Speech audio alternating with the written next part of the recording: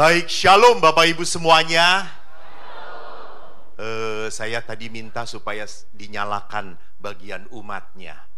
Karena saya kalau terlalu disorot, memang sih saya gelap, hitam gitu ya. Tapi jangan terlalu menyindir saya. Bapak Ibu tadi dengar nggak Romo Aan bicara apa? 1, masuk penjara. 2, masuk kuburan. 3, stroke. Jadi saya minta panitia kurangi saja honor saya. Saya mau pulang dengan selamat. Nggak dikasih juga nggak apa-apa. Relalah, rela. Baik, apalagi tema hari ini adalah apa? Tergerak hatinya oleh belas kasih. Ingat, belas kasih itu bukan kasihan. Bisa ditayangkan yang apa? Slide saya. Bukan kasihan. Kalau kasihan itu kan ngelihat, aduh kasihan, kasih sesuatu. Paling-paling cuma ngasih doang. Lihat Romo Aan, lihat. Tapi dari wajahnya tadi nggak ada senyuman. Nggak ada, bukan nggak ada senyuman, nggak ada pengharapan gitu. Ayo dong, tolong dong, tolong dong. Semua ancaman. Sobek, dibuang, minimal tulisin Romo Aan, I love you, gitu. Jadi Bapak Ibu yang terkasih, lihat, belas kasih itu bukan semata-mata kasihan. Menarik, belas kasih itu orang yang bisa berempati, bisa bersimpati. Empati itu adalah apa? Orang yang masuk ke dalam patos penderitaan. Konon katanya Nabi itu disebut sebagai homo simpatitekos. Manusia yang seperasaan dengan penderitaan Tuhan. Jadi tema hari ini kalau kita berbicara tentang belas kasih, kenapa? Karena kalau kita lihat seluruh kitab suci itu menceritakan tentang apa? Belas kasih Tuhan. Kita lihat saja dalam perjanjian lama.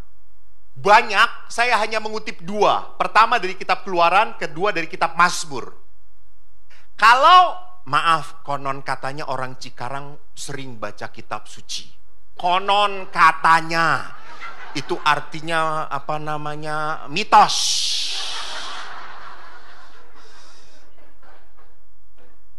Jadi maaf kalau saya bukan ngajarin, enggak ngajarin Anda, saya yakin Anda lebih tahu dari saya.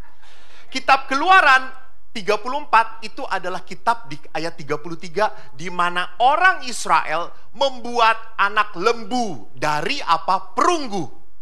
Mereka kehilangan Musa dan Harun karena naik ke atas gunung Sinai. Lalu mereka apa? Ya sudah, kita cari, kita buat Allah lain. Lalu mereka menyembah. Dan Musa marah. Batu yang baru ditulis oleh Tuhan dilemparkan patah. Patah. Lalu Allah memerintahkan apa? Musa membuat loh batu yang kedua. Dan Tuhan berbicara pada Musa, berkata apa? Tuhan, Allah penyayang dan pengasih. Ini kata-kata Tuhan. Tuhan itu memperkenalkan dirinya. Biasanya, siapa kamu? Yahweh. Ini aku. Tetapi sekarang Tuhan memperkenalkan dirinya sebagai apa? Aku Allah penyayang dan pengasih. Penyayang dalam bahasa Arab itu rahim. Artinya apa? Seperti manusia di dalam rahim. Bayi itu terpenuhi segala-galanya. Makanan, dia buang kotoran, macam-macam dapat dari rahim. Jadi Allah itu apa? Allah itu adalah Allah yang hanya memberi. Dan pengasih, Hanun. Pengasih itu artinya apa? Allah memberikan gratis. Lu jarang ke gereja, tetap diberkati. Kamu ngantuk di gereja, diberkati. Tenang. Cuma sontoloyo. Anda tidak menyumbang, tetap diberkati. Bukan dia yang bisa mengambil nyawa kita. Anda tidak memberikan sumbangan pun, Allah tetap mencintai Anda. Karena apa? Hanun, Allah adalah kasih. Di dalam surat pertama Rasul Yohanes dikatakan Allah adalah kasih. Tidak bisa Tuhan itu tidak mengasihi kita. Hanya mengasihi. Begitu indahnya Allah yang diperkenalkan oleh dirinya sendiri dalam kitab Keluaran. Maka pemazmur pun mengatakan apa? Dia mengampuni segala kesalahanmu. Dia menyembuhkan segala penyakitmu dan seterusnya. Apalagi dalam perjanjian baru, lihat, seluruh belas kasih Allah dikisahkan dalam pribadi Yesus. Yesus selalu tergerak hatinya oleh belas kasih. Belas kasih.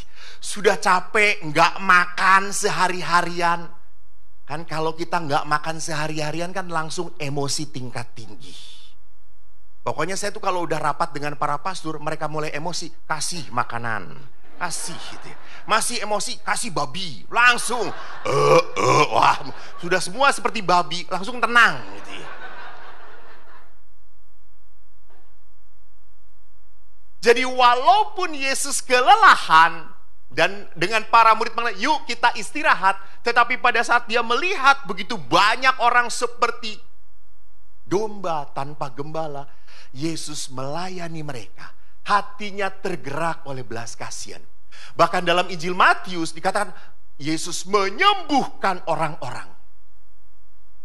Bu, Pak, percaya nggak?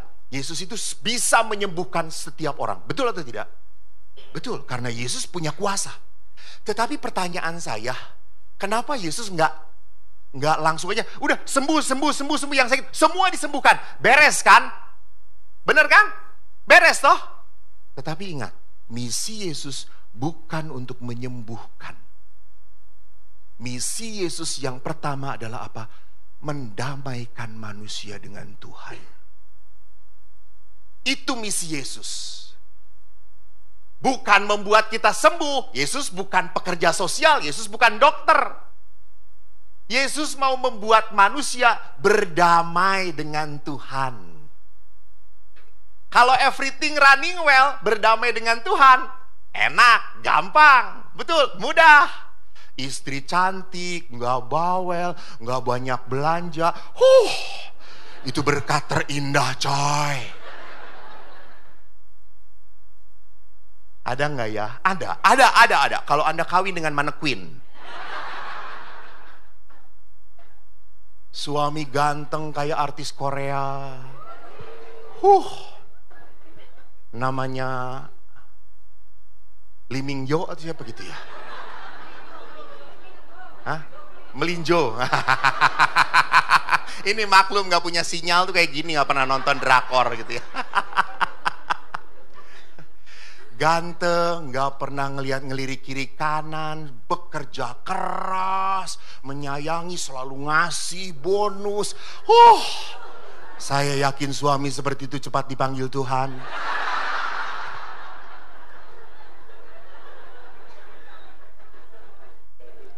Ya iya udah baik. Tuhan berkata, kamu tidak ada apa-apa lagi, kekurangan, ayo masuk ke surga. Maka bapak-bapak kalau Anda nggak mati-mati, masih banyak dosa.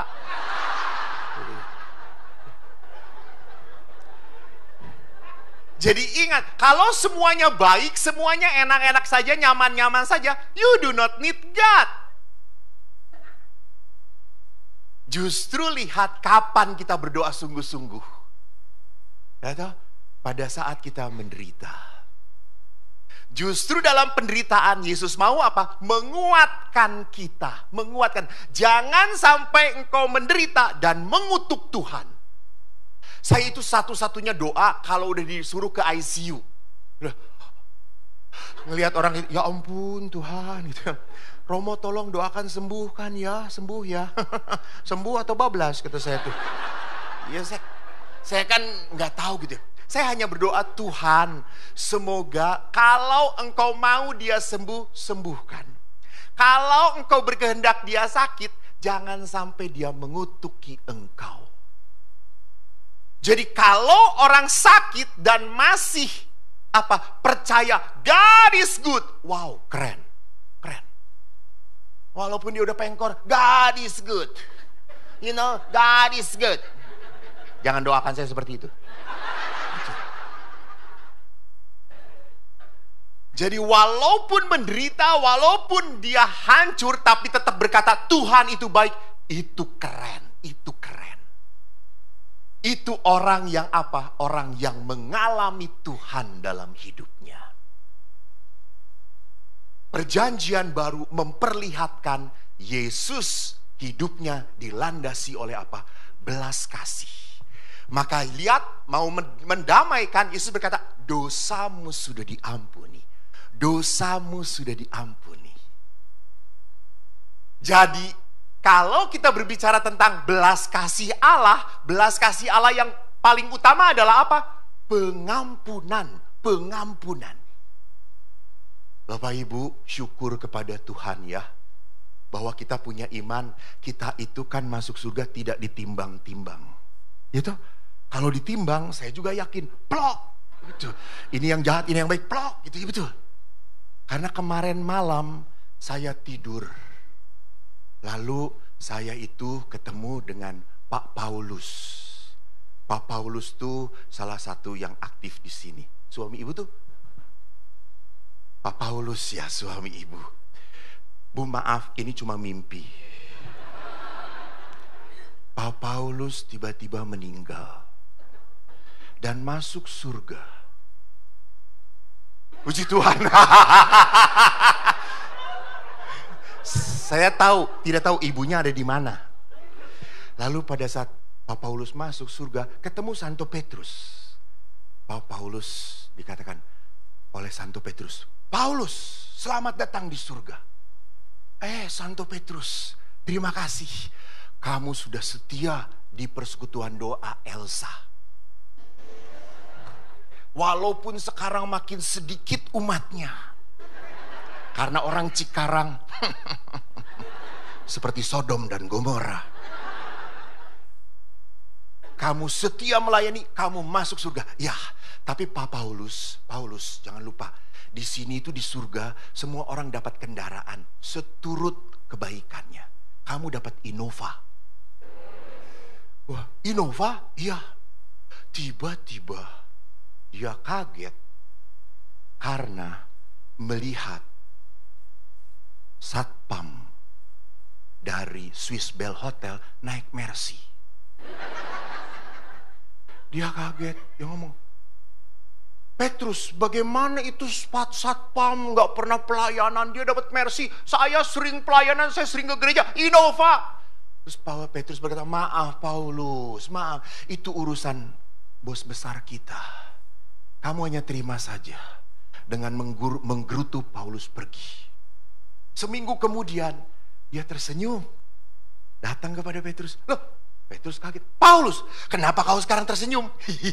Saya ngelihat romoan pakai sepeda.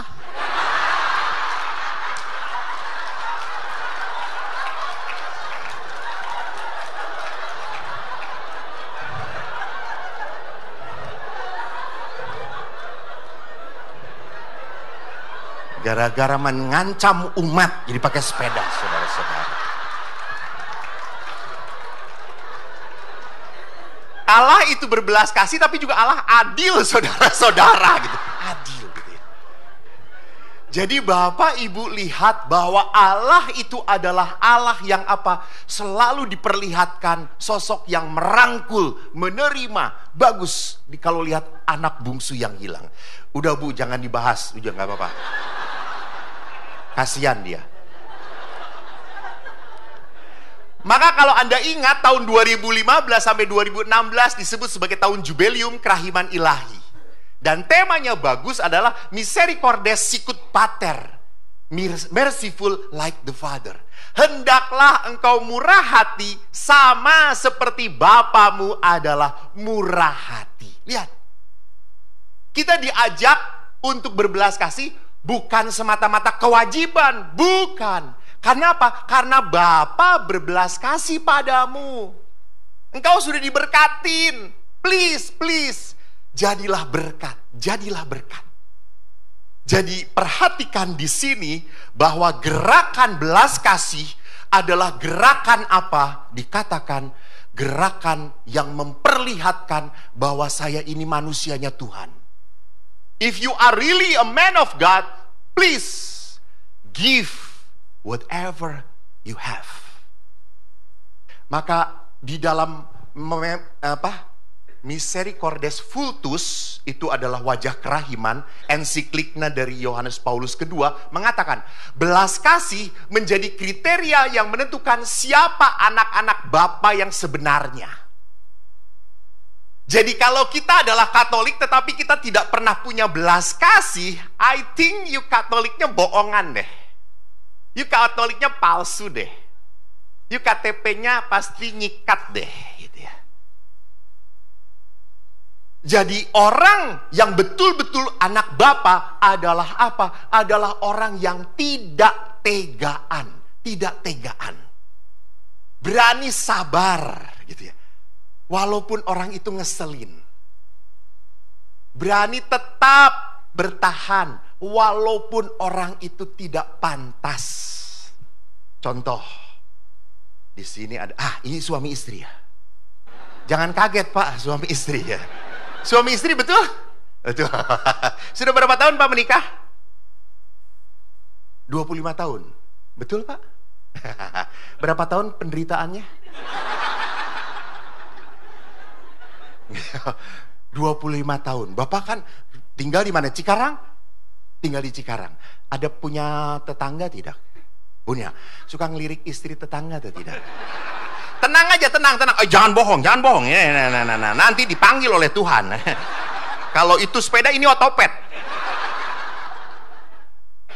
Kan kadang-kadang ngelirik istri tetangga. Ya, kalau ngelirik istri tetangga, lama-lama dilirik, kok makin cantik.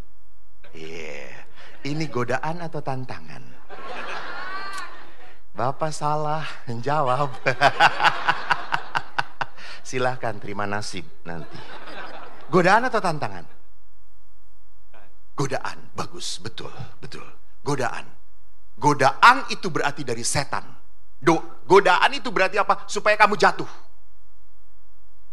Tetapi kalau melihat istri sendiri, dilihat makin cerewet, makin nyebelin, bentuknya nggak jelas, makin jelek. Itu godaan atau tantangan? Bapak mah kenyataan gitu. Tuh, itu adalah tantangan. Artinya apa? Walaupun gua udah sebel, walaupun saya udah nggak tahan, tapi Tuhan, saya tahan. Itu betul. Jadi perhatikan di sini bahwa kerahiman itu, orang yang murah hati tidak selamanya rela. Ndalah. Kadang-kadang harus memaksakan diri, gitu ya. Saya yakin, silakan Anda memberi kolekte serelanya. Mau membangun gereja 80M, kalau nggak salah ya. Saya yakin sampai anak cucu Anda juga itu gereja cuma satu bata, gitu ya. Seminggu kemudian Bapak Ibu, kita akan bisa bawa tenda masing-masing ya, gitu. Yang namanya orang berbelas kasih itu memang kadang-kadang harus memaksakan diri. Maka lihat, Paus Fransiskus berkata, if you want to know what you actually have to do, read Matthew chapter 25, which is the standard by which we will be judged. Paus Fransiskus mengatakan apa? Kita akan dihakimi. Lewat apa? Sesungguhnya segala sesuatu yang kamu lakukan untuk salah seorang dari saudaraku yang paling hina ini, kamu telah melakukannya untuk aku. Pak, kalau berbelas kasih dengan orang yang baik mah gampang, betul atau tidak? Kalau berbelas kasih dengan katakanlah ya si borokokok suami saya itu gitu, ya sudahlah gitu, nggak ada pilihan lain. Tetapi berbelas kasih kepada orang yang tidak punya artinya bagi hidup saya, tidak mudah. Masih berbelas kasih kepada orang yang pernah mengkhianati saya, tidak mudah. Berbelas kasih ya pada orang yang tidak pernah kasih pada saya, tidak gampang. Tidak gampang. Justru ini yang paling hina. Yesus mengatakan, yang paling hina. Jadi ukurannya, saya sudah kok Romo, baik kepada istri saya, anak-anak saya, orang tua saya, mertua saya sudah baik. Not. Paling hina.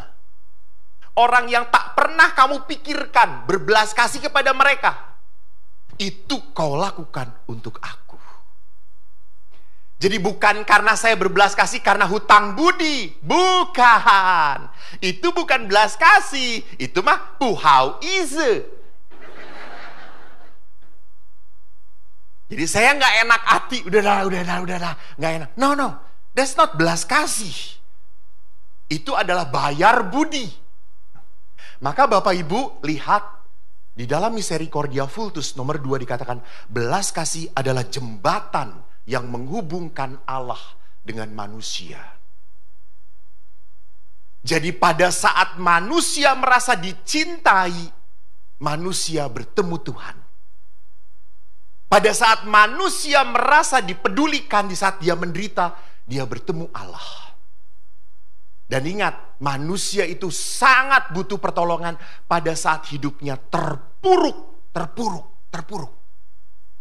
Pada saat jatuh. Sorry to say, beberapa pernah sharing dengan saya, Romo, saya begitu sedih. Waktu masuk gereja itu, saya betul-betul dirangkul. Ayo, wah. Betul-betul disaudarakan. Tapi suatu saat Romo, pada saat saya jatuh, ekonomi saya sedang mandek. Tiba-tiba orang tua saya meninggal, tidak ada satu pelayan pun yang datang mendoakan orang tua saya. Saya berkata, Tuhan, apakah seperti itu sebuah pelayanan di dalam gereja? Pernah ada sebuah cerita, tante-tante datang pada saya waktu di Filipina. Siang-siang, saya ndak kuliah. Karena ndak kuliah, tiba-tiba ngegedor pintu kamar pasturan. Lalu, Father Eko, can you help me? What?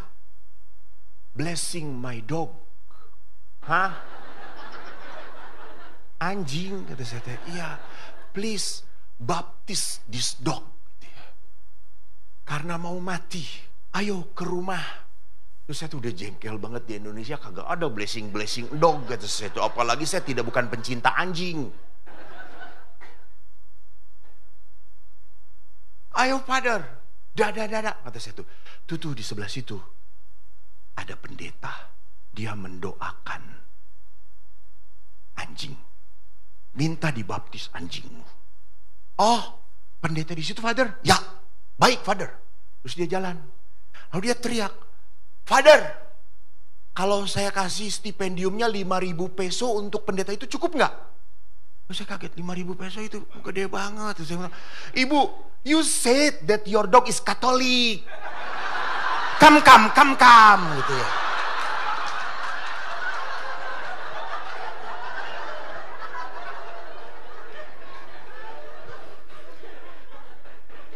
Apakah itu belas kasih? Bukan.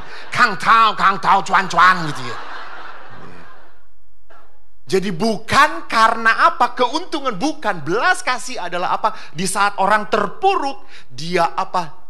Merasa ada yang menolong. Merasa ada yang membantu. Maka mari kita lihat bagaimana belas kasih itu muncul di dalam keluarga. Kalau kita sekarang konekkan, pertama kita harus tahu, perkawinan itu proyek Allah. Perkawinan itu campur tangan Tuhan. Maka gereja Katolik sangat serius dengan perkawinan. Maka gereja Katolik punya aturan yang sangat keras dalam perkawinan. Kenapa? Karena dua-duanya anak Tuhan.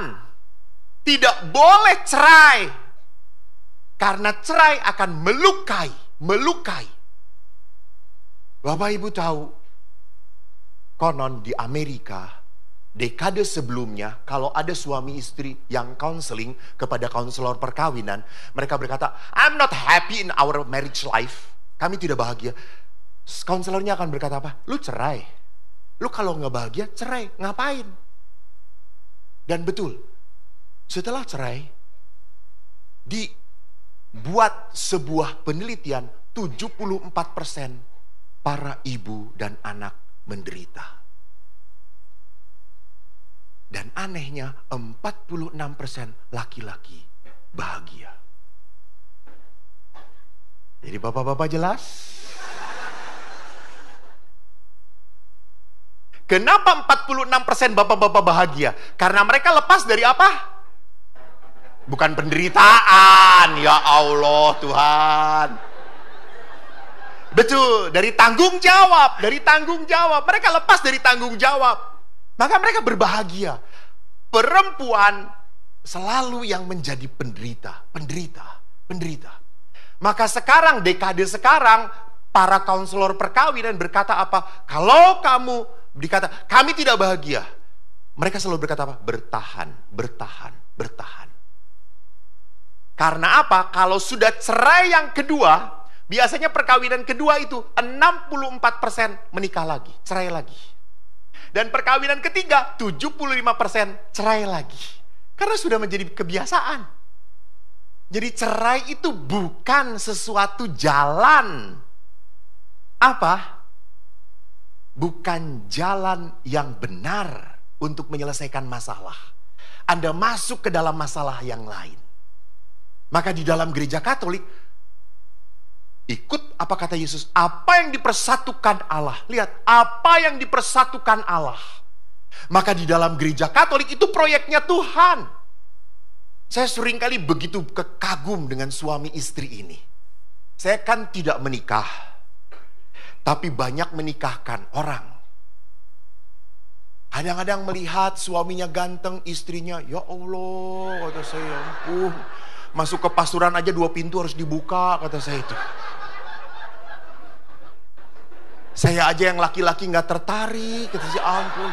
Dia tertarik, abang teler, kata saya itu. Atau jangan-jangan hutang budi, kata saya itu. Terus istrinya ke WC, saya tanya, lu bener mau nikah dengan dia? Iya pastor, sayang banget. Buset. Lu mata lu minus apa plus atau apaan, kata saya itu.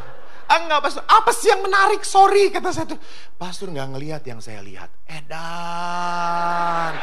Lu punya mata iman, edan, kata saya itu. Itu betul. Itu. Coba lihat Bapak Ibu. Coba, Bapak, Ibu sudah berapa tahun perkawinan? Yang di belakang? Ya. 28 tahun. Pak, berat mana? Ditinggalkan orang tua mati atau istri meninggal? Lebih berat mana? Ya, pikirkan, ya Allah. Gua cekek juga nih orang. Rela ya Bu, rela. Kalau membayangkan Pak. Ya betul, ya berat istri. Ini serius. Tiada kepalsuan. Kebanyakan seperti itu, berat. Padahal dulunya bukan siapa-siapa. Kenapa sampai seperti itu? Karena Tuhan yang menyatukan. Maka Anda begitu berat banget. Saya melihat kisah itu dalam diri ayah saya. Di saat ibu sudah 13 tahun yang lalu meninggal, ayah sekarang masih ada. Lalu pada saat kita mau misa 1000 hari, saya telepon, ya kita misa untuk ibu. Ayah langsung diem. Kok, sekarang saya tuh aneh kok. Kenapa ya? Kalau saya bangun, pegang kiri, kanan, sudah tidak ada ibumu lagi. Untuk apa ya saya hidup ya kok? Saya tuh sampai diam. Oh, oke. You miss your wife. Ya, aku kehilangan. Dan kalau berdua ayah selalu cerita, ibumu tuh baik, ibumu tuh baik. Ya. Saya menemani seorang ibu yang sudah suaminya meninggal 3 tahun, masih menangis. Dia tuh cerita, Romo, kalau malam saya rindu, saya buka lemari. Saya lihat pakaian suami saya cium baunya, saya masih ingat.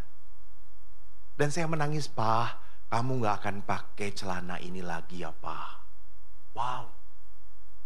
Lihat, hebatnya suami istri.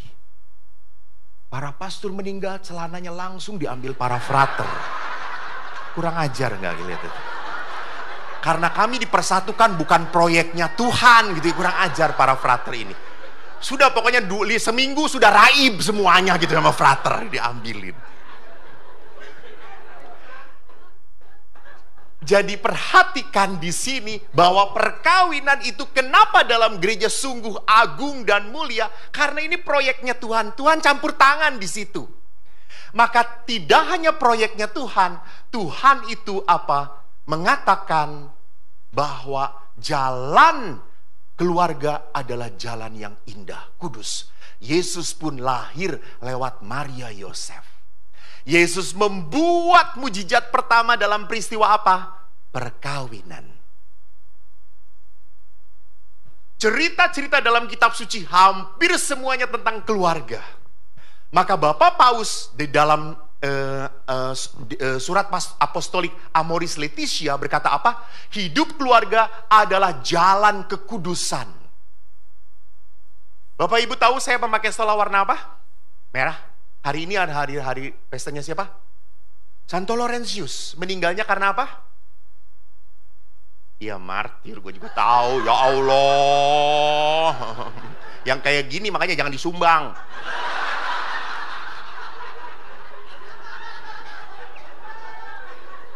Ini kalau waktu dulu sejarah gereja nggak pernah masuk tuh kayak gini nah. Santo Laurentius meninggalnya dipanggang, saudara-saudara. Jadi betul, jadi jalan kekudusan adalah jalan kemartiran. Tidak ada cinta tanpa pengorbanan, tidak ada. Cinta itu selalu harus ada pengorbanan, pengorbanan. Iya toh, waktu pacaran. Oh iya, tolong dianterin. Siap. Hujan, nggak apa. Macet, lebih lama lebih oke. Gitu. Sekarang setelah nikah, anterin. Gojek. Lu cepet lu.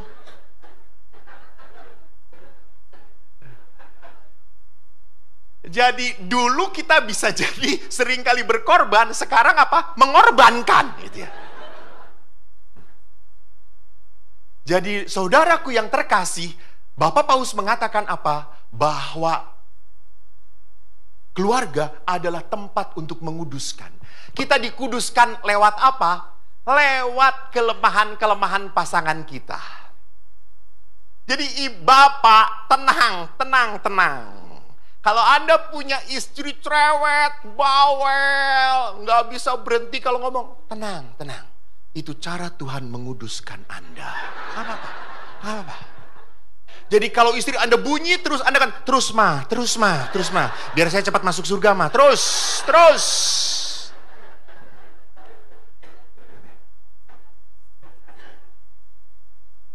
Dan para istri, kalau Anda punya suami yang keras kepala, udah makin tua, makin budak, syukur kepada Allah gitu ya. Dia bilang, apa? Bapak, ibu-ibu, jangan lupa para suami, betul menurut penelitian bahwa para suami itu makin lama makin cepat tuli dengar suara istrinya. Betul. Kalau istri orang lain enggak. Tapi kalau istri sendiri langsung,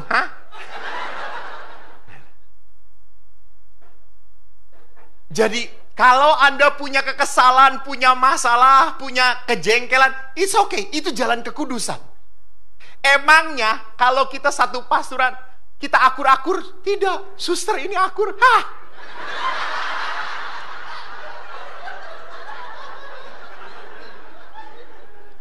Belum tentu. Jangan katakan kalau di pastoran, pastornya rajin, selalu kunjungan. Dia bukan rajin, dia nggak akur dengan pastor temannya. Maka dengan alasan kunjungan. Gitu ya. Sorry, ini bukan pastor nggak, bukan pastor. Pastoraan setia. Jadi kekudusan adalah apa? Sesuatu yang harus dicapai lewat pengorbanan. Yang ketiga, perkawinan itu adalah apa? Sakramen. Sakramen itu berarti apa? Allah menyertai, Allah menolong, Allah memberkati. Jadi jangan takut. Di dalam sakramen Allah itu akan memberikan kekuatan. Maka di dalam perkawinan, sakramen kehadiran Allah dari perkawinan adalah lewat pasangan kita. Lewat pasangan. Suami merasakan kehadiran Tuhan lewat istri. Istri merasakan kehadiran Tuhan lewat siapa? Suami. Maka tolonglah belajar untuk apa? Belajar untuk selalu menikmati kebersamaan. Pegang lagi pasangan, pegang. Sebelum dia dingin. Jangan sampai saya tadi lihat dari parkiran mau masuk hotel, suami narik istrinya. Istrinya belum beres lipstick. Tar dulu pak.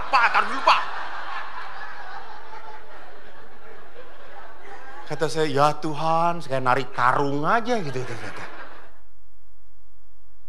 Jadi lihat bahwa di dalam perkawinan Allah memberikan rahmat pertolongan. Jadi menyedihkan kalau anak-anak muda sekarang beberapa menikah minta child free. Tidak mau punya anak. Dengan alasan nanti tidak bisa membesarkan anak, nanti tidak bisa membiayai anak.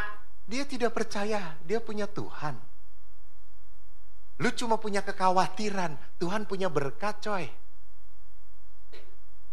Lu cuma punya ketakutan, otak lu sempit. Otak lu blow on. Allah itu El Shaddai. Allah Maha Besar. Bapak Ibu, saya itu paling sedih kalau acara-acara kayak gini adalah apa? Setelahnya. Foto-foto. Itu paling menderita. Kemarin di mana itu, di Bekasi kah, di Kalimalang lah gitu ya. Itu ibu-ibu foto-foto semua gitu, ada yang dari bawah, dari atas gitu. Dan paling menjengkelkannya ibu-ibu tuh selalu kalau udah ngelihat ngetret, dia lihat hasilnya. Dan siapa yang dilihat duluan? Dirinya sendiri gitu ya. Jadi menjadi ukuran ini bagus atau tidak, dilihat dari dirinya. Gendut, nggak mau gendut. Ulangi kata saya. Ibu memang ibu gendut, kata saya itu, ya Allah. Gitu.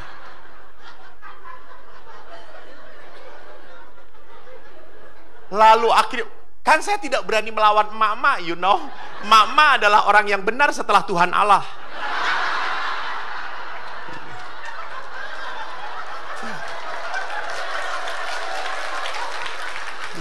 Jangan coba-coba. Saya udah capek. Tenang dulu, potret dulu. Ya, ma, ya. Lalu apa dikatakan? Akhirnya selesai. Udah, ini bagus kata dia. Ma, bagus. Coba lihat kata satu. Terus saya lihat, dianya kelihatan kurus, tapi sayanya blur. Ya nggak apa-apa, Pak, suruh blur mah nggak penting. Yuk, jangan potret dengan gue, tau gitu kata saya tuh. Tapi Bapak Ibu, saya di Manado punya fans yang paling kucintai. Seorang anak Down syndrome. Namanya Enal. Ini dia orangnya. Enal waktu saya ke Manado, dia minta ke mamahnya, "Mah, mau ketemu Romo." Dan pada saat ketemu Romo, kabar baik. Romo sehat. Oh, Enal dari mana? Aduh, banyak. Manado. Oh di Manado, iya. Saya bisa karena dulu waktu kecil pernah Down syndrome.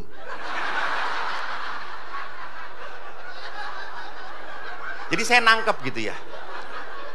Lalu Enal ini bukan dari keluarga yang yang punya, mamanya cuma jualan. Dan Enal dibuatkan kios kecil untuk jualan. Dan hebatnya Enal ini kalau jualan, dia ngejual kaos, uangnya itu ada 2 kantong. 1 kantong untuk modal, 1 kantong lagi keuntungan. Lalu saya tanya kepada mamanya, lah keuntungan ini untuk apa Romo? Ibu, ini yang Enal lakukan. Setiap Natal, Enal memecahkan uangnya, lalu dia Dia bawa ke panti asuhan. Lihat anak-anak terlantar, anak-anak cacat. Dan Enal tidak hanya membawa, dia menyapa anak-anak cacat ini. Jadi dia tidak hanya bertindak sebagai center class. Enggak. Dia bertindak sebagai orang yang punya kerahiman. Orang yang punya belas kasih. You see? Orang yang Down syndrome. Orang yang tidak mungkin. Kita berpikir, dia hanya tahu mikirin dirinya sendiri. Kata siapa lo? Lihat. Dia. Dia berusaha menghibur.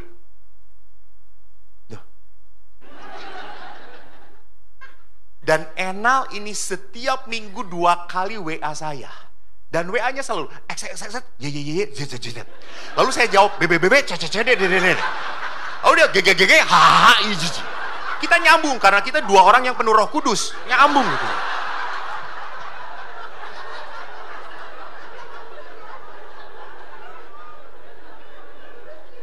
Dan Bapak Ibu, sorry, Enal ini adalah seorang anak yang sempat mau dibuang oleh orang tuanya. Lalu dirawat oleh adik mamanya yang notabene tidak menikah. Sampai sekarang begitu disayangi. Dan Enal itu tahun ini, tahu bulan Maret saya ulang tahun, dia telepon saya.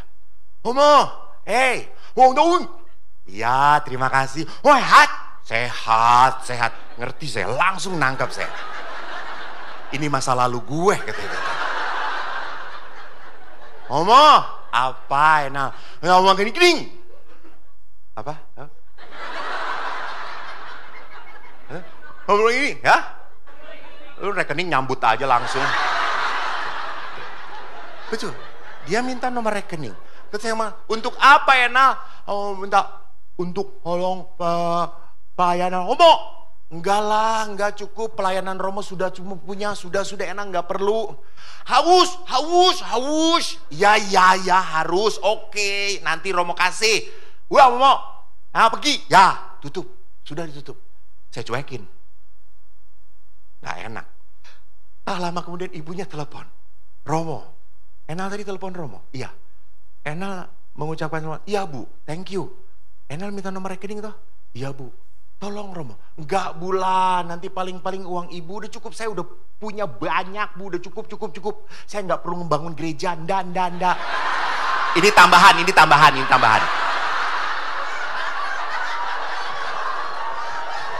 Tanda kurung.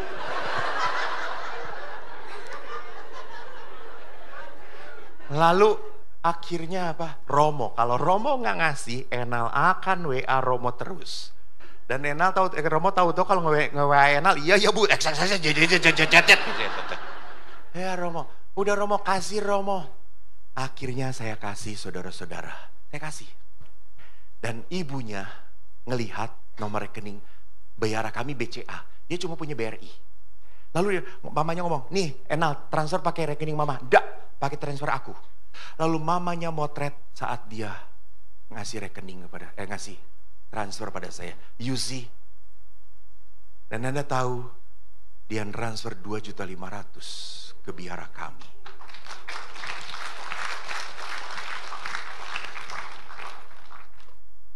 Kalau Anda ingat, mungkin tersebar video di mana saya sedang membantu Gereja Santo Yosef Dumaring di Kalimantan. Enal dapat, tidak dari saya. Enal dapat. Lalu apa? Dia tanpa sepengetahuan saya transfer. Pasturnya langsung, Romo pasti kenal nama ini. Dia kasih siapa? Ena. Transfer untuk pembangunan gereja di Dumaring 5 juta.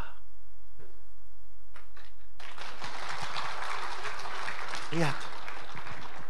Orang yang seperti ini saja bisa berbelas kasih.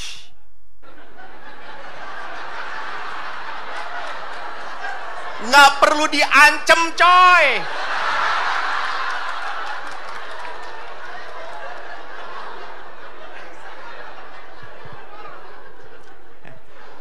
Maka lihat, orang seperti ini kata siapa tidak mampu? Sakramen.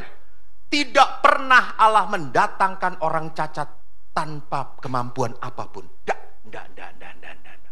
Dia punya kemampuan. Kenapa dia bisa seperti itu? Ena adalah seorang yang dekat dengan Tuhan. Dia sering berdoa. Maka ketemu saya juga, hoa. Doa apa? Hamaya. Ya udah kamu pin. Hamaya normal, normamu. Itu saya punya. Hamin. Hasyena. Gitu ya. Jadi lihat bahwa apa? Belas kasih itu bukan masalahnya normal atau tidak normal. Masalahnya Anda punya hati atau tidak. Anda punya hati yang berbelas kasih atau tidak. Maka Bapak Ibu sama di dalam keluarga pun. Anda masih punya hati nggak kepada pasangan Anda? Kepada anak-anak Anda? Atau Anda menjadi orang yang tegaan? Maka lihat, kalau kita lihat tahun Jubileum, belas kasih, kenapa muncul? Di dalam Evangeli Gaudium dikatakan, orang-orang sekarang sudah tidak mendengarkan Tuhan lagi. Nggak peduli. Urusan gue di dunia ini, besok gue mau masuk neraka, mau masuk surga, terserah. Nggak perlu dipikirin. Ngapain repot sekarang? Orang sekarang udah ngomong kayak gitu. Maka orang sudah tidak peduli lagi. Ke gereja atau tidak, nggak ada bedanya.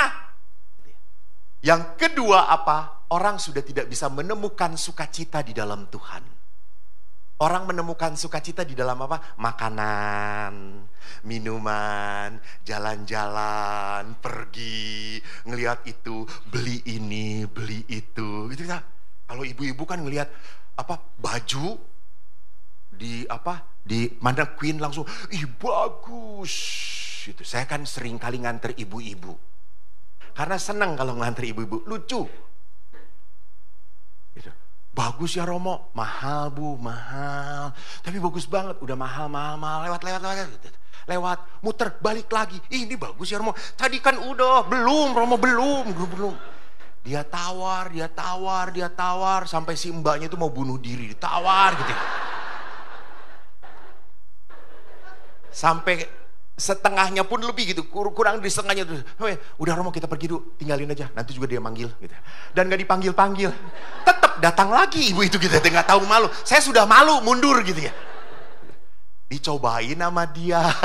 Terus bagaimana Romo gitu ya. Bu, tadi mah bagus, sekarang kok jadi nggak bagus ya Bu ya. Kenapa? Karena manekuinnya jelas bentuknya gitu ya. Ibu kan cuma bulat gitu ya. Mau dipasangin seperti apa juga tetap aja kayak telur Paskah gitu dihiasin gitu ya. Jadi lihat, orang tuh sekarang tidak mendapatkan sukacita dari apa? Dari Allah, tetapi dari apa? Dari sesuatu yang kenikmatan. Maka lihat, keinginan berbuat baik pun hilang dalam diri manusia. Manusia akhirnya apa? Tidak ada ruang lagi untuk orang lain. Tidak ada ruang lagi untuk apa? Untuk orang miskin. Dia hanya mikir, ini rezeki gua, ini duit gue yang capek, gua yang bisa menghabiskan. You see. Dia lupa bahwa berkat itu punya Tuhan. Kita dipanggil oleh Allah bukan untuk menjadi pengumpul, tetapi penyalur. Jangan mau jadi pengumpul berkat. Hey, jadi penyalur berkat. Jangan mau jadi tong air. Karena tong air itu lama-lama airnya apa? Bukan penuh Pak, ya udah jelas. Ini gua kayak ngasih retret anak TK.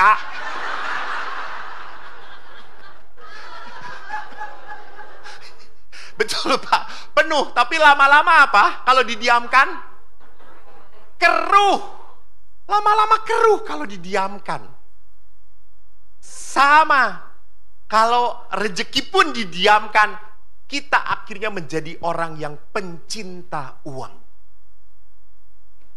Kita harus belajar untuk menjadi penyalur, menjadi selang itu lama-lama tetap jernih, tetap jernih. Bapak Ibu jangan takut, jangan takut. Saya tuh pernah kan umat itu baik, selalu baik pada pastor toh. Betul Romo Aan?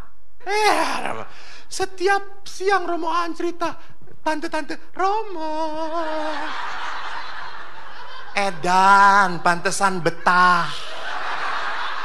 Pantesan mengulang di sini coy. Dengan alasan gereja belum terbangun. Alah kata saya itu.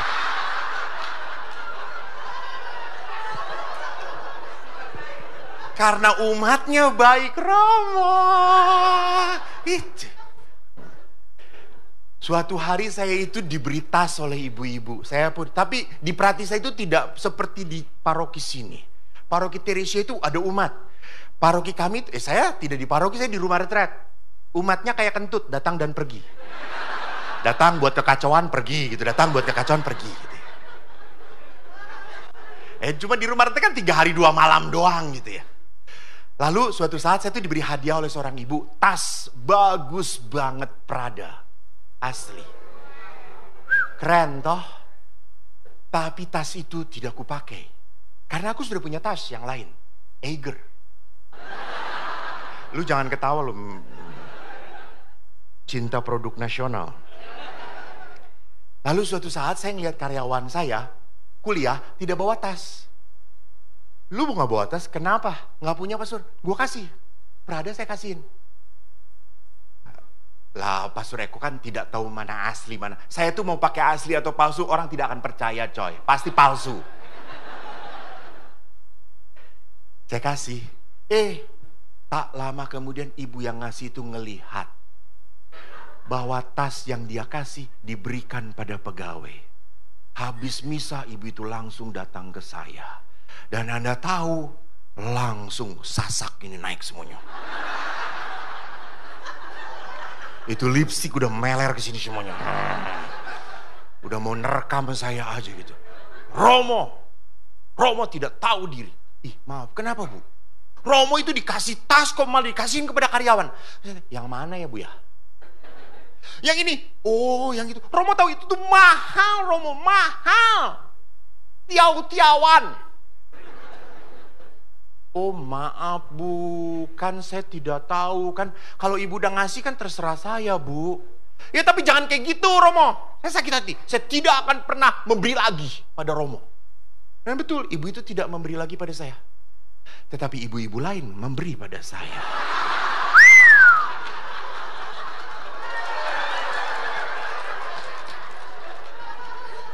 Jangan takut Romo Aan. Jangan takut. Allah itu kelihatannya, oh tertutup pintu ini, masih banyak pintu berkat yang lain. Kalau orang hidup di dalam Tuhan, orang tidak pernah ketakutan. Dia percaya.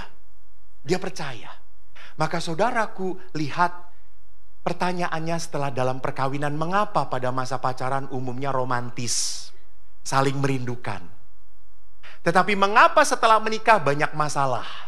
Merasa hambar, tidak harmonis, tidak nyaman, dipegang udah gak kerasa apa-apa lagi gitu ya.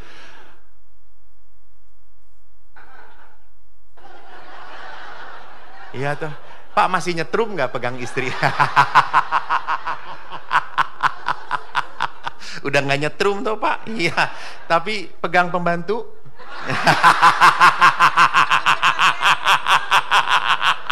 Baru ngedenger suaranya aja udah nyetrum. Nyetrumnya karena diinjak istri. Apaan lo? Jadi lihat, tak aneh perjalanan hidup berdua seringkali sampai kepada kehambaran. Tidak merasa apa-apa. Kenapa sampai seperti itu? Karena waktu dulu kita berbisa saling menyesuaikan. Sekarang kita berani banyak menuntut. Kamu harus kayak gini, kamu harus kayak gini, kamu harus kayak gini. Dan saudaraku, ibu-ibu, saya tanya, Waktu ibu-ibu nuntut suami, suami berubah nggak? You see? Kenapa suami tidak berubah? Karena ibu aja nggak bisa merubah diri sendiri.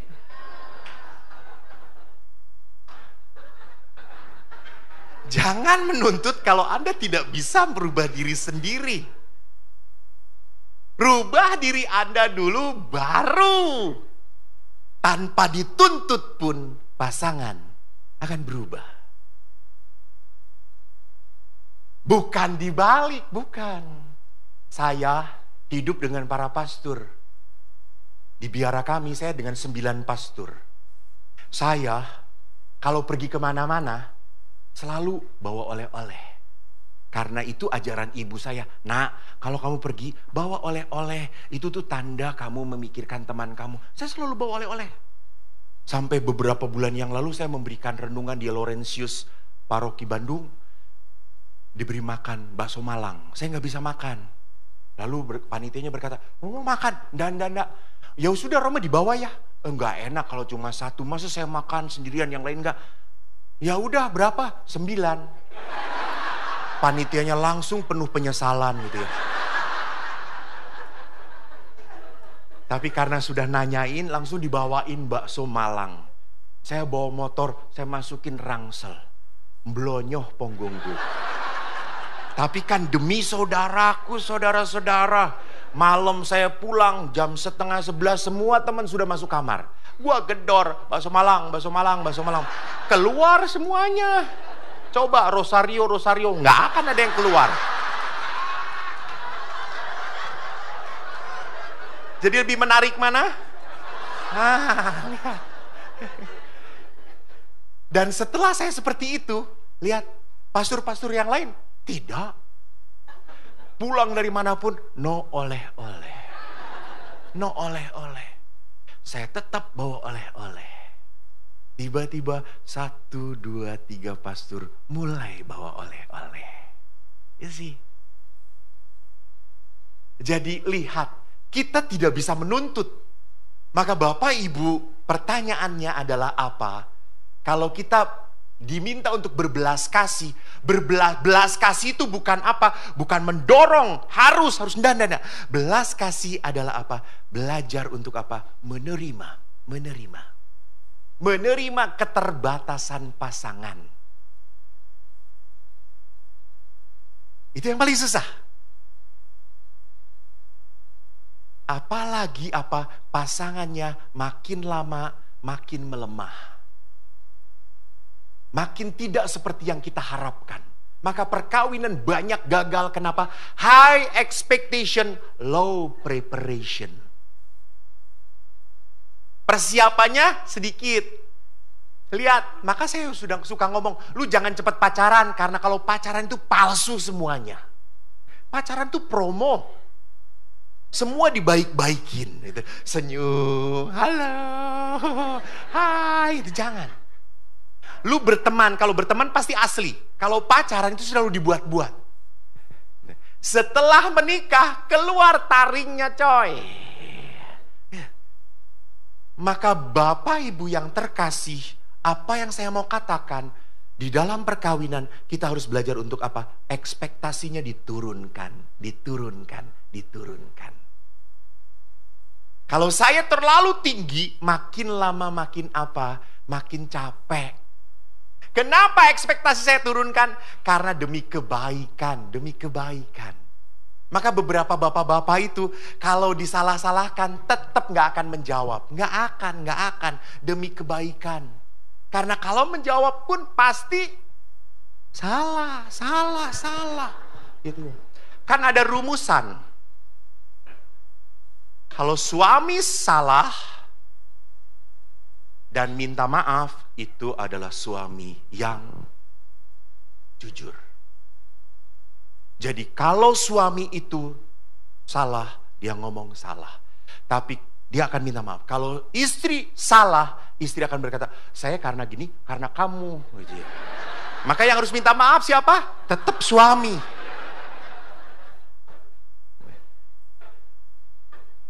Maka Bapak Ibu, mari kita lihat. Apa sih harta kita Yesus berkata, di mana hartamu berada, di situ hatimu berada. Jadi kalau kita melihat di dalam Injil, harta kita ada di mana? Apakah harta kita ada di dalam pasangan kita? Keluarga kita? Apakah yang berharga pasangan kita? Beberapa hari yang lalu suami istri datang kepada saya. Dari jam 11 Bapak Ibu sampai jam 3 konsultasi. Dan mereka sudah ribut karena apa? Istrinya sudah menulis surat cerai. Dan sedang diurus di pengadilan. Jadi itu 11, 12, 1, 2, 3, 4 jam itu saya kayak kambing conge. Saya cuma diem aja kayak orang blow on. Gue belajar konseling perkawinan, gak pernah menghadapi yang kayak gini. Saya ngomong wawawak lagi, ya Allah, saya ngomong wawawak lagi. Lama-lama Eko emosi toh. Saya gebrak meja, bang, diam. Langsung mereka, hah? Romo marah? Ya. Terus saya tuh, kenapa? Gue dari tadi diam di sini, ngedengerin lu, capek gue. Terus ibunya ngomong, saya juga capek Romo. Ya udah diam, kata saya tuh. Jadi kasusnya, suaminya waktu menikah dengan istri ini, suaminya sedang di top, hebat ekonominya, keren banget. Istri sudah biasa hidup bergelimpangan, kuat. Tiba-tiba suaminya ambruk dan banyak hutang. Istri kecewa, istri marah. Lebih mengecewakan lagi apa? Mereka akhirnya rumah jadi jabel. Dan mereka pindah ke keluarga istrinya. Jadi mereka pindah ke keluarga istrinya. Jengkel lagi istrinya, kenapa? Sudah tidak punya pekerjaan, ekonomi ambruk, tinggal di rumah mertua, bagian perempuan. Suaminya selingkuh. Tenang. Mereka yang punya masalah kok Anda yang emosi? Tenang. Itu kan mak-mak lihat tuh. Mak-mak toh lihat. Orang lain yang punya masalah, Anda yang emosi. Itu tenang itu.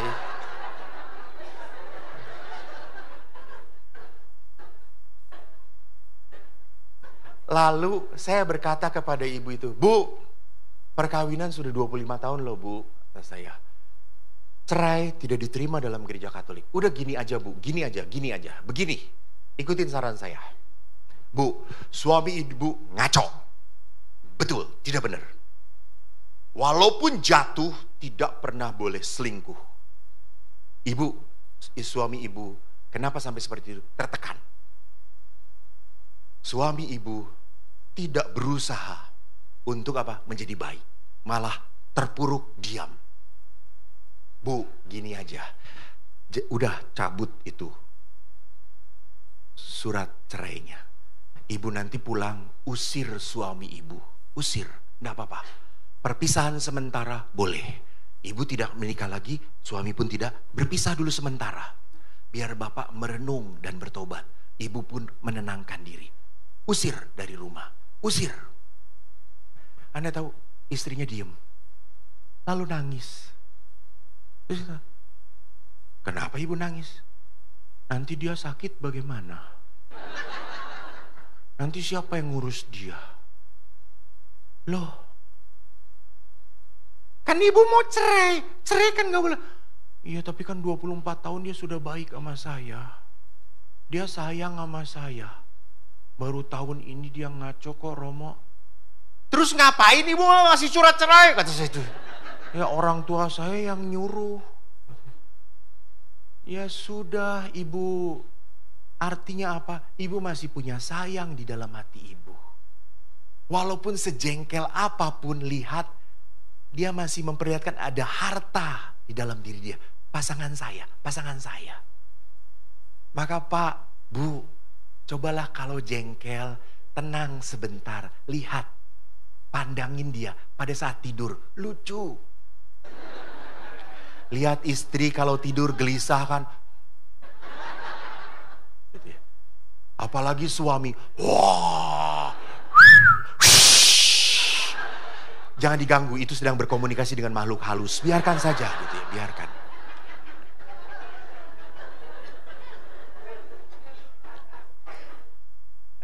Jadi bagaimanapun kita harus sadar apa sih yang ada di dalam batin kita. Kalau di dalam hati kita isinya luka, marah, jengkel, kecewa, Bu, Pak, sampai kapanpun perkawinan adalah musibah. Betul atau tidak? Betul. Kalau saya mikirin teman-teman pastor saya yang nyebelin, menjengkelkan, saya tidak akan betah di biara. Tetapi pada saat saya tahu saya mau jadi pastor, saya bisa menikmatin berdoa dengan mereka, hidup dengan mereka. Memang tidak ideal, memang tidak. Tetapi kami apa? Ideal itu bukan berarti apa? Seturut kehendak saya. Ideal apa? Ideal itu berarti apa? Seturut kehendak Allah. Itu ideal. Saya mau mengikuti apa yang Tuhan mau.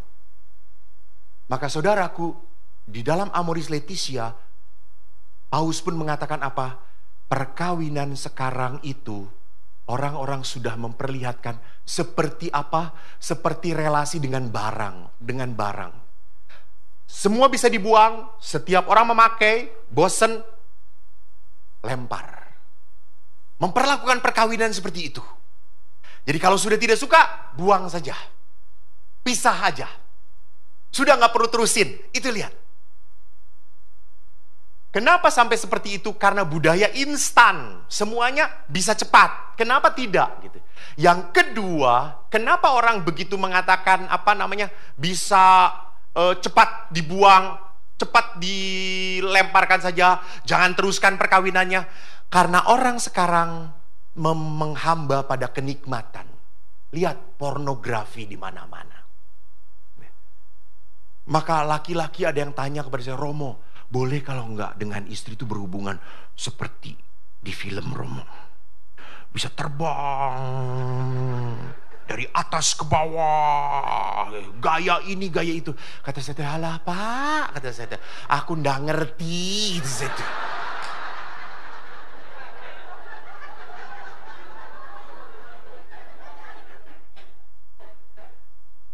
Gayanya Bapak ini baru nempel aja udah keluar, kata saya itu tuh. Lihat. Apalagi saya kan selalu mengatakan kepada pasangan suami istri, Bu, Pak, jangan lupa seksualitas itu suci dalam perkawinan. Tolong suster tutup telinganya. Ini hanya untuk orang dewasa. Jadi di dalam seksualitas orang itu, kenapa di dalam gereja begitu memperlihatkan kesucian? Karena di dalam seksualitas suami istri itu mengungkapkan cinta yang paling dalam. Anda bisa saling memeluk, menyayangi. Anda merasa hati Anda satu, menyatu. Bukannya seksualitas itu menjadi sebuah apa? Sebuah hal yang membuat saya puas. Nggak, bukan itu. Karena laki-laki demi kepuasan, cepat sekali naiknya. Lihat kutang jatuh aja, gitu, lihat itu. Nah itu pengalaman Bapak, betul Pak.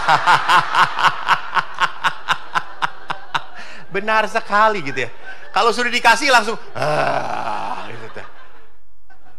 Jadi di sini perhatikan, hubungan seksualitas bukanlah demi kenikmatan. Demi apa? Ungkapan kasih. Bahwa saya lebih dekat. Bahwa saya menyayangi. Bahwa saya mau terbuka. Lihat, laki-laki bisa jatuh cinta kapanpun. Kalau laki-laki jatuh cinta, selalu banyak alasan. Maka kalau pacaran, laki-laki tuh mencintai langsung banyak. Ih, kamu tuh cantik banget.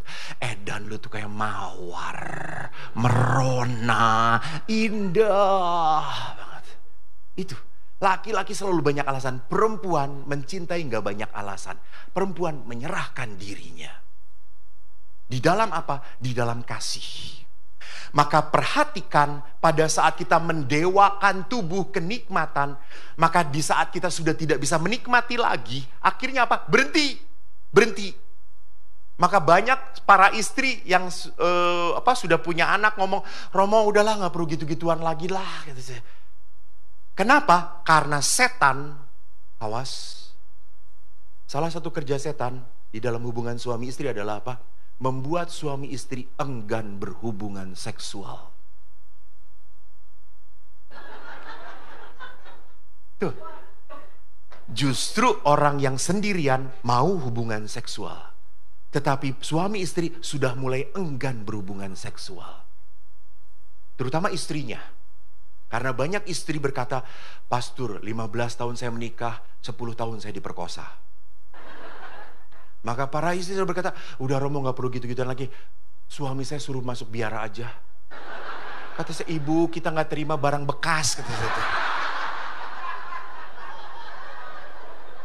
Ibu udah gak pakai, masuk ke kita lagi. Tambah masalah nanti kita gitu. Yang kedua adalah apa? Karena tuntutan ekonomi kita akhirnya apa? Kerja, komunikasi kurang. Kita udah jarang lagi bertemu, jarang ngobrol, semua asik dengan gadgetnya masing-masing. Semua punya ruangan, punya TV masing-masing. Udah nikmatin aja. Dah. Kamu jangan ganggu saya pun gak mau ganggu kamu. Selesai. Kita punya urusan masing-masing. Yang penting kita gak cerai. Itu. Banyak perkawinan yang seperti itu. Sudah tidak peduli. Yang penting kita tetap bertahan. Asal apa? Lu gak ganggu gua gak akan ganggu lu. Ketagihan, alkohol, judi, narkoba, kekerasan dalam rumah tangga. Ini pun menjadi keprihatinan dari Bapak Paus. Karena apa? Merusak keluarga. Saya beberapa kasus meminta para istri, sorry to say, dalam kasus-kasus tertentu, untuk apa? Untuk berpisah sementara. Karena apa? Karena seorang suami ketagihan judi. Habis uang tabungan keluarga. Kalau dibiarkan, akan hancur keluarga ini. Padahal istri masih punya anak-anak yang harus apa? Harus dipelihara. Jadi bukan berarti kalau dalam perkawinan punya suami yang suka mabok, suka mukul, Romo saya harus bertahan terus menerima. Goblok kamu. Bukan seperti itu penderitaan. Gitu ya. Ingat, Yunus masuk kapal, kapalnya kena apa? Badai. Ingat peristiwa Yunus? Lalu apa yang dilakukan? Lempar Yunusnya ke laut. Suami kayak gitu? Ketua saudara-saudara yang ngomong. Ketua saudara-saudara. Ketua karismatik saudara-saudara. Artinya apa? Boleh berpisah terlebih dahulu. Perpisahan sementara dalam gereja bukan untuk membuat dia bebas. Bukan. Membuat dia bertobat. Para pastor pun sama. Anda tahu pastor toh? Kepanjangannya apa? Pasti susah diatur. Jadi pastor-pastor kalau bermasalah, kita pun diminta untuk apa? Disingkirkan dahulu dari pastoran.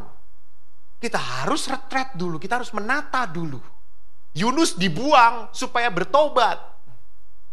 Sama, suami yang keras, kasar seperti itu harus dijauhkan dahulu supaya apa? Bertobat. Jadi ini apa namanya? Membuat orang bisa saling membereskan. Maka lihat, Bapak Paus akhirnya mengatakan ini terjadi karena budaya individualisme dan apa? Kenikmatan. Maka saudaraku, saya ingin mengajak Anda, come to me. Ini kata-kata Yesus, datanglah kepadaku. Kalau kau tidak datang kepadaku, kau tidak akan kuat, kau tidak akan tahan. Kau berat. Menghadapi keluarga pasanganmu, menghadapi anak-anakmu, menghadapi usahamu. Seringkali kita merasa, ya Tuhan saya kawin, tapi kok saya merasa sendirian ya. Pasangan gak pernah diajak bicara. Diajak bicara pun selalu nanti. Karena bagi istri mungkin masalah, bagi suami gak masalah. Bagi istri dipikirin terus, bagi suami mah kayak gitu aja dipikirin. Enteng suami ini. Emang kalau dijual para suami ini otaknya paling mahal. Karena jarang dipakai. Sama dalam hidup menjadi seorang imam, membiara pun kadang-kadang kita berat, kadang-kadang kita merasa sendirian. Lihat di pasturan, ya Romo, hari Minggu rame, Romo, salam, Romo. Nah, setelah itu pes hilang. Jam 12 sendirian. Lihat dengan teman pastur, sama-sama laki-laki. Alah. Dan kalau laki-laki kan jarang bicara tuh paling, hah? Oh, udah. Diem lagi. Kayak batu. Tapi kalau suster ngomong, perempuan namanya juga. Maka Bapak Ibu harus tahu bedanya biara susteran dengan biara laki-laki itu. Anda tahu? Coba ke kapelnya. Kalau biara pasturan, Anda pegang gini, debu semuanya. Biara susteran bersih. Karena setiap satu suster nggak ada kerjaan. Bersih-bersih terus. Itu perempuan. Maka tidak aneh, panggilan apapun seperti apapun, Anda mau hidup bersama, Anda mau sendirian, kadang-kadang kita merasa down. Kadang-kadang kita merasa, Tuhan saya tidak bisa apa-apa lagi. So, we need God. Kenapa kita butuh Tuhan? Yesus pun ingat di Taman Getsemani, Yesus berdoa. Sebelum menghadapi apa? Golgota. Yesus berdoanya sebelum menghadapi Golgota. Yesus berdoa di Taman Getsemani. Bukan pada saat di Golgota Yesus berdoa, bukan. Sebelum menghadapi hal yang berat. Maka Yesus berkata kepada para murid, berdoalah dan berjagalah. Kenapa? Karena nanti yang akan kita hadapin berat banget. Jadi Yesus mengajari kita untuk berdoa supaya apa? Supaya kita siap menghadapi hal-hal yang tidak kita duga. Tiba-tiba ada hal yang berat banget yang tidak bisa kita terima. Doa ada kuasa. Pertama, doa membuat Roh Kudus menuntun kita supaya mendengarkan Tuhan daripada kekecewaan dan penderitaan kita. Bu, Anda bersedih, Anda menderita, sorry, bukan hanya Anda. Kita selalu berpikir kalau kita menderita, penderitaan kita yang paling berat. Betul atau tidak? Betul. Karena Anda tidak mau keluar. Lihat, orang lain punya penderitaan berat juga. Tapi kenapa mereka bisa tahan? Lihat Enal sahabatku. Dia masih bersuka cita. Dia senang sekali bahwa tanggal 5 September dia akan datang ke misa paus. Dia tanya, Homo datang? Tidak mau. Kenapa? Takut nanti Bapak Paus minta foto dengan aku.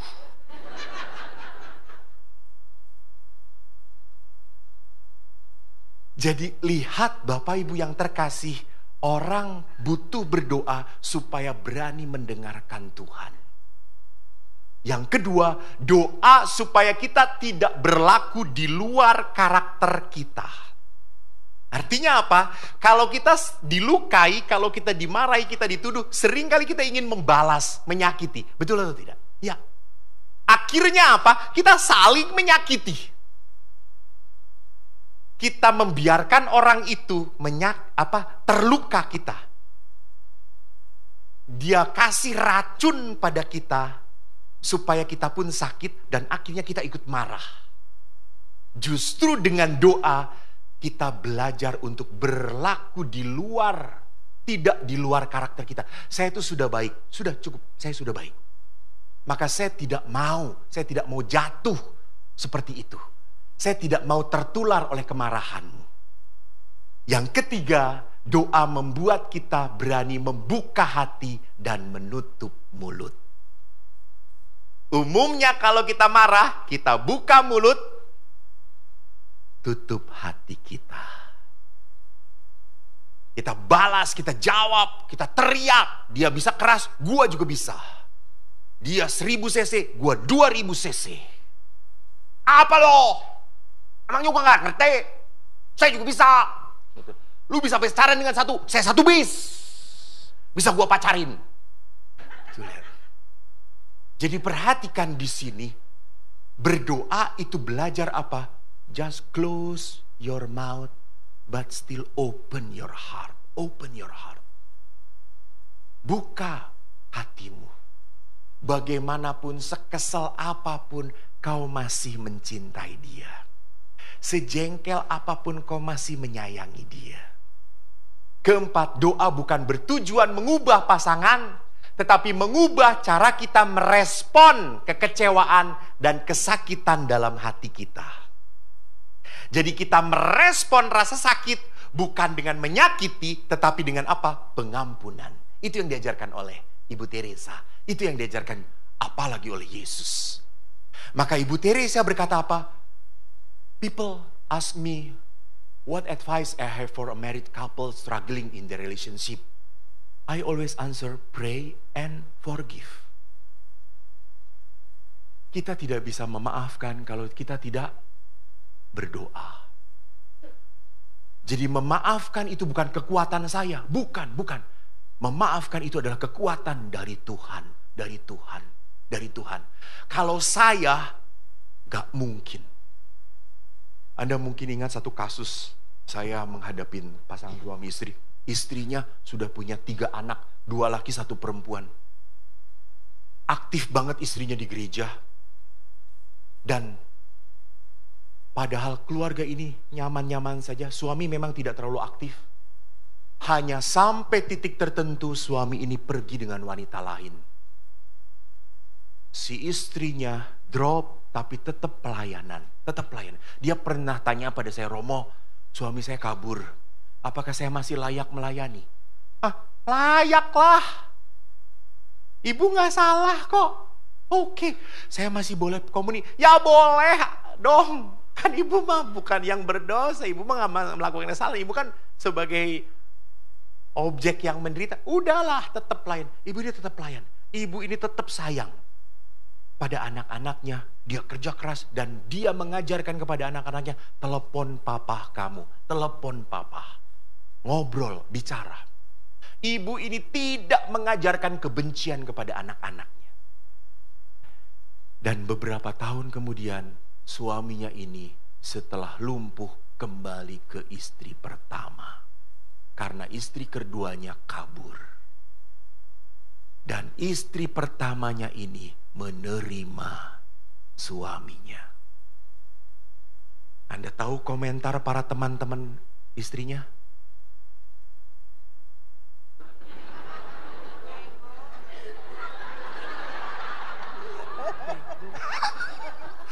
Bego. Jangan lupa Ibu Ketua PD, bertobatlah. Apa yang bego di mata dunia adalah mulia di mata Allah. Tuhan yang maha baik.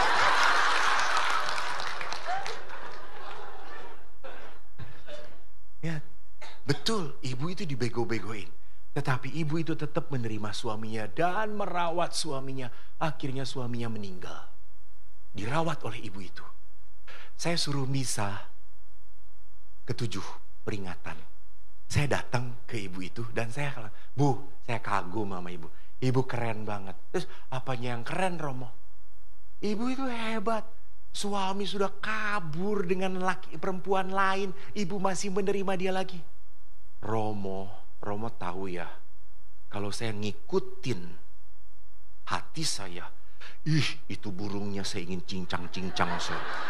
Saya gantungin kering, saya crispy, saya makan satu-satu, Romo. Kalau ngikutin emosi saya. Tetapi karena saya berdoa, Romo, karena saya berdoa, saya lihat Yesus, Romo. Saya lihat Yesus. Saya lihat Tuhan.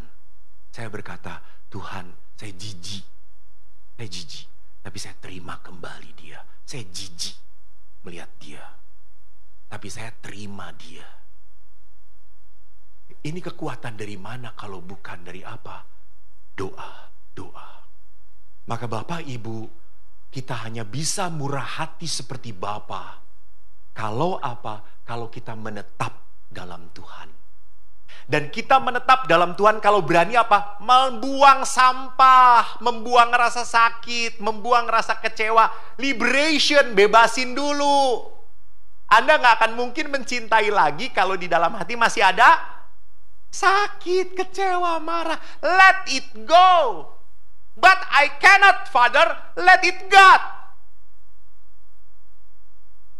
If you cannot let it go, let it God. Biar Tuhan yang melepaskan. Biar Tuhan melepaskan. Bapak Ibu, jangan macem-macem dengan Tuhan. Edan Tuhan ini. Saya beberapa minggu yang lalu, saya itu memberi retret, capek saya itu. Sampai dengan pukul 9:30, saya memberi retret. Masuk kamar 9:30 malam, saya udah mau tidur. Saya pakai celana pendek, pakai kaos, sudah mau tidur. Aku lupa handphoneku, belum kumatikan. Ini berarti saya udah selesai. Sedikit lagi. Tadi ngomong apa? Oh, handphone belum dimatiin. Saya mau tidur, tiba-tiba handphone bunyi. Kring. Saya lihat PP-nya bapak-bapak. Saya cuekin karena tidak kenal. Siapa? Kenal. Saya diem, mati. Lalu saya kan mau silentin toh itu handphone. Saya iseng lihat historinya. Saat lihat histori, bapak itu sudah telepon saya 15 kali.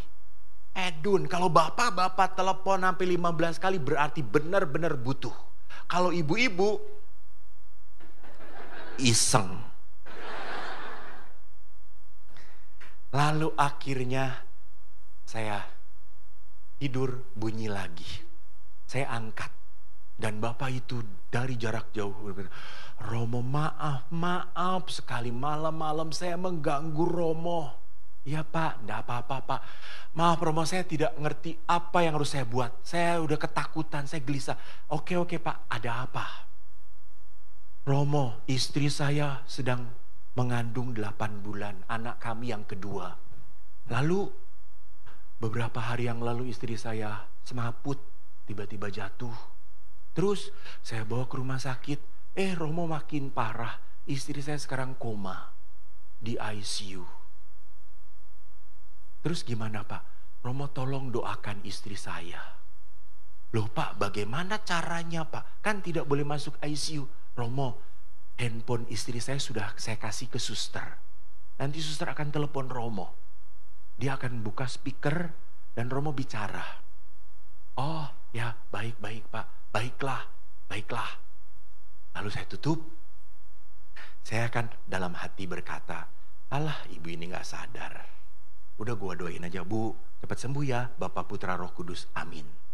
Toh gak nyadar ini, gua udah capek lagi. Saya duduklah di meja belajar. Di situ ada rosario, ada Bunda Maria. Saya lihat Bunda Maria. Anda tahu Bunda Maria itu langsung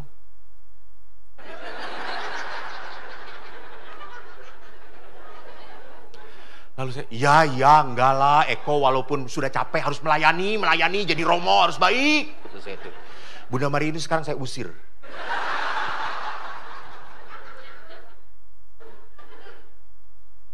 Lalu akhirnya telepon itu berbunyi. Lalu saya lihat, halo, nggak ada suara. Saya nyala, tit, di ICU. Ibu, saya Romo Eko. Saya akan doakan ibu yuk. Mari kita berdoa. Kita hening sejenak ya Bu.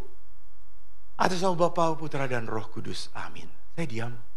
Tiba-tiba Anda tahu yang meluncur dari mulut saya bukan yang saya pikirkan. Tiba-tiba saya berkata, pertolonganmu begitu ajaib. Kau telah memikat hatiku. Di saat aku tak sanggup lagi. Di situ tanganmu bekerja. Dan saya ngomong 15 menit tanpa saya sadar. Lalu saya berkatin, Ibu, Tuhan memberkati Ibu. Saya tutup. Saya tidur. Jam 5 pagi saya bangun. Saya harus misa dan doa dengan para frater. Jam 7 saya masuk kamar. Saya taruh jubah. Tiba-tiba handphone berbunyi. Saya lihat, ini yang kemarin. Saya angkat, halo, Romo, saya suster yang jaga di rumah sakit. Ya, suster, saya shift pagi Romo. Saya dengar dari shift malam Romo mendoakan seorang ibu ya. Iya suster, saya diminta oleh suaminya untuk mendoakan ibu yang di ICU sedang koma. Ya, suster yang di ICU pun cerita begitu Romo. Terus apa suster? Ini Romo, ibunya mau bicara dengan Romo. Hah? Lalu ibunya, halo Romo. Romo terima kasih. Di saat Romo berkata, di saat aku tak sanggup lagi, di situ tanganmu bekerja. Saya bangun Romo, saya bangun. Oh, syukur pada Allah Bu. Terus saya tutup. Apakah itu karena Eko hebat? The power of God. Walaupun saya males, Tuhan tetap punya kuasa.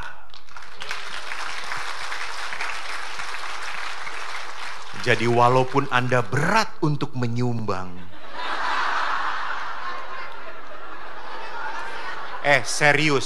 serius. Lu daripada dipanggil Tuhan, stroke atau masuk penjara? Betul Romo? Tuh. Jadi pada saat orang tahu bersama Tuhan, it's easy to let it go. Lepaskan. Kita tuh hidup di dunia tuh cuma dikasih oleh Tuhan dan suatu saat harus melepaskan. Betul atau tidak? Semua yang diberi harus dikasih lagi. Dikasihkan lagi. Itu milik Tuhan. Milik Tuhan. Maka saudaraku, lihat. Tuhan hanya bisa memberkati kalau kita berani mengosongkan batin kita dengan kemarahan, kekecewaan. Mari, bagaimana caranya? Kita adorasi. Ini puncak malam ini. Ini puncak dari apa? Dari pembebasan, berbelas kasih. Jadi dalam adorasi, Bapak Ibu, Santo Alfonsus Liguori pernah berkata, devosi yang terbesar penyembahan kepada Yesus adalah adorasi. Dan adorasi adalah sesuatu yang paling berkenan kepada Tuhan. Lihat. Jadi sakramen Maha Kudus itu tidak hanya disambut, tetapi juga kita belajar apa? Menyembah. Jadi adorasi itu adalah apa? Tidak hanya berkenan pada Allah, tetapi berguna bagi hidup kita. Maka apa yang harus kita lakukan dalam adorasi? Pertama, curahkan isi hati Anda pada Yesus. Mohonlah ampun. Berdoalah bagi orang-orang yang menyakiti Anda. Duduk, tenang, rasakan kehadiran Tuhan. Maka Bapak Ibu, saya itu kemarin ngecek duduk di tempat Anda, gak bisa berlutut. Duduk aja sesek-sesekan. Ya, udah bayar mahal, sesek-sesekan. Gak apa-apa, demi terbangunnya gereja Cikarang. Kita harus siap berkorban, betul atau tidak? Dan pengorbanan Anda membawa berkat bagi hidup Anda. Maka nanti sakramen Maha Kudus akan saya ambil. Di saat saya sudah di depan, silakan Anda berdiri. Di saat saya sudah di depan. Pada saat sakramen nanti saya dupai, Anda masih berdiri. Di saat saya berlutut, silakan Anda duduk saja dengan sopan. Nanti saya akan membawa sakramen Maha Kudus berputar. Saya akan berkati di tempat tertentu. Anda duduk saja, tidak apa-apa. Tidak perlu berlutut, duduk dengan hormat, menyembah. Tolong, jangan milem. Jangan malah pakai handphone. Yesus datang pada saya, lihat itu. Di belakang Yesus ada si Eko.